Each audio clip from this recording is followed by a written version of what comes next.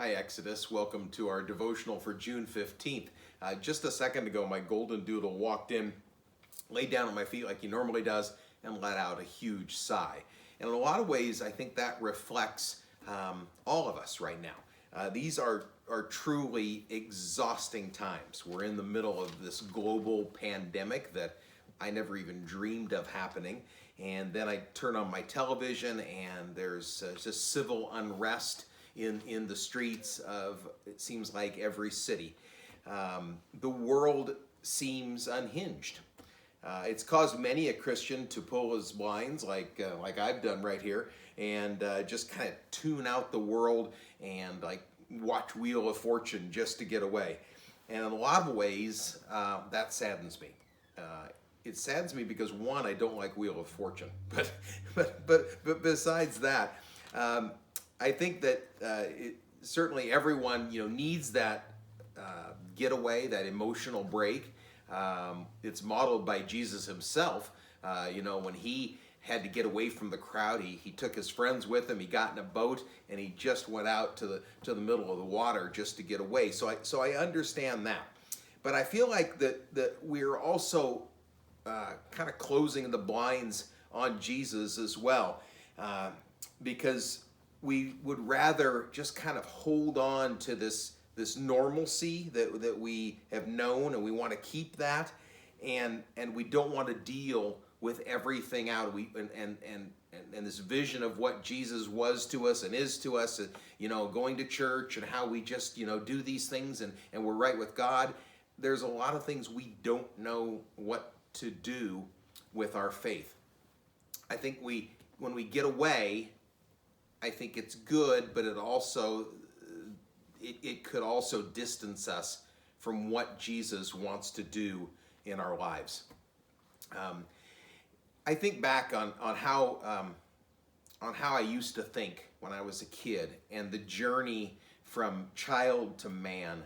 And it was about 50 years ago, almost 50 years to the day, that Kent State University, the students were protesting there over the Vietnam War, and the Ohio National Guard came in, and in the midst of a 3-day clash, they ended up opening fire on the students.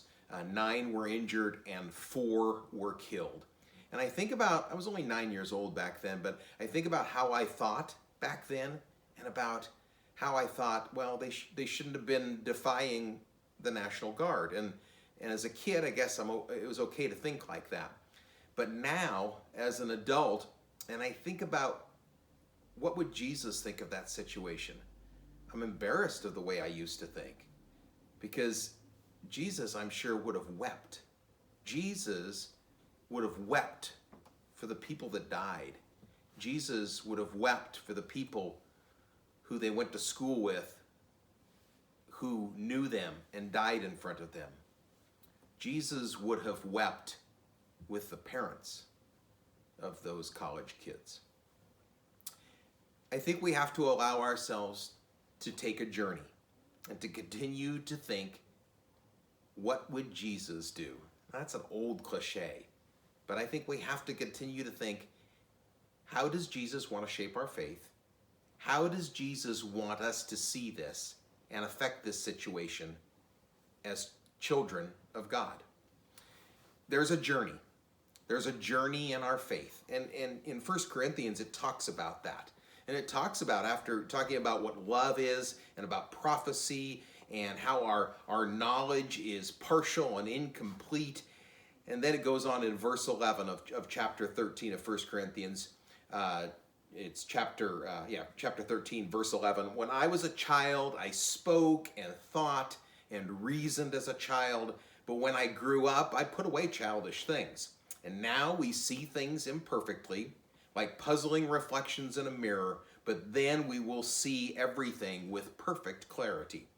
All that I know now is partial and incomplete, but then I will know everything completely, just as God now knows me completely.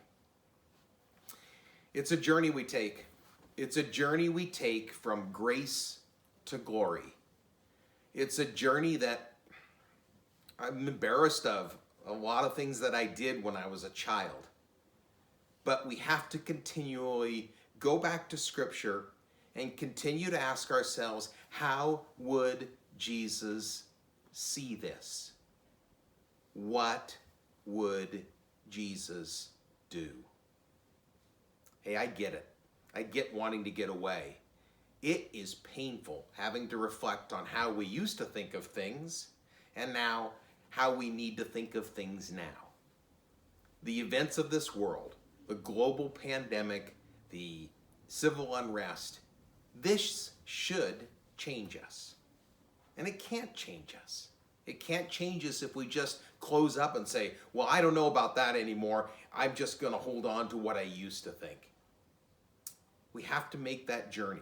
We have to make that journey from childish thinking to mature thinking until it's finally revealed in glory at the end of time. So I encourage you to do that.